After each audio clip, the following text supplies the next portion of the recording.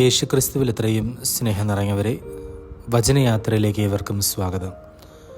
വിശുദ്ധ മർക്കോസിൻ്റെ വിശുദ്ധ സുവിശേഷം 3-ാം അധ്യായം 31 മുതൽ 33 വരെയുള്ള തിരുവചന ഭാഗങ്ങളാണ് നാം ഇന്ന് വിചിന്തനം ചെയ്യുന്നത്. നസ്രത്ത് യേശു വളർന്നു വന്ന ഒരു പട്ടണമാണ്. ഗലീലയിലെ ഈ പട്ടണത്തിൽ ജീവിച്ചതുകൊണ്ടാണ് പരസ്യജീവിതകാലത്ത് യേശു നസ്രായൻ എന്നും ഗലീലിയൻ എന്നും ഒക്കെ അറിയപ്പെട്ടിരുന്നത്.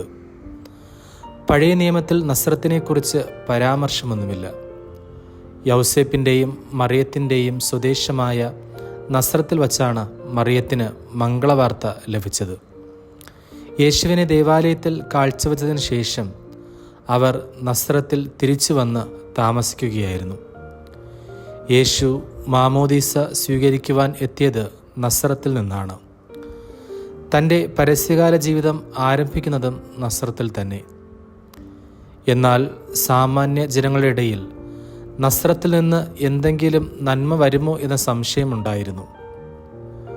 ഒരു സാബത്തിൽ പതിവ് പോലെ യേശുവും നസ്രത്തിലെ സിനഗോഗിൽ പ്രവേശിച്ച് തിരുവചനം വായിക്കുകയും അത് വ്യാഖ്യാനിച്ച് പഠിപ്പിക്കുകയും ചെയ്തു.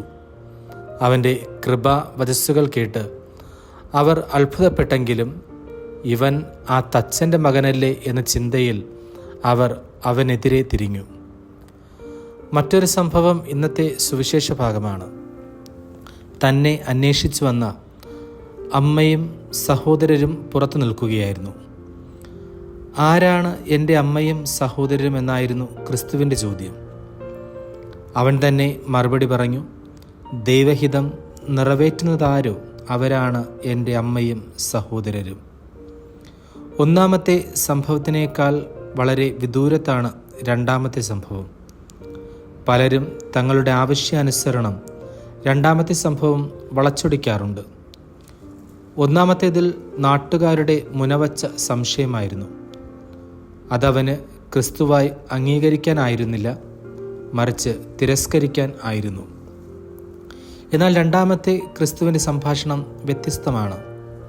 അത് സ്വന്തം മാതാവിനെയും പിതാവിനെയും തള്ളിക്കളയുന്നതല്ല, മറിച്ച് ലോകജനതയ്ക്ക് തൻ്റെ അമ്മയാകാനും അപ്പനാകാനുമുള്ള മഹാക്ഷണമാണ്.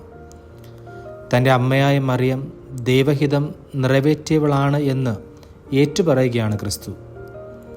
ദൈവസ്വരത്തിന് ആമേൻ പ്രതിവദിച്ച് ദൈവഹിതം നിറവേറ്റിയ അമ്മയെ അനുകരിക്കാൻ ആഹ്വാനം ചെയ്യുകയാണ് ക്രിസ്തു ചെയ്യുന്നത്.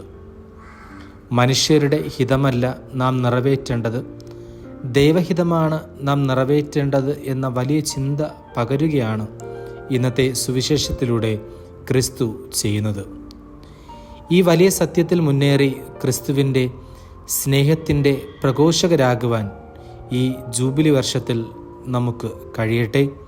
ദൈവം നമ്മെ അനുഗ്രഹിക്കട്ടെ. ആമേൻ.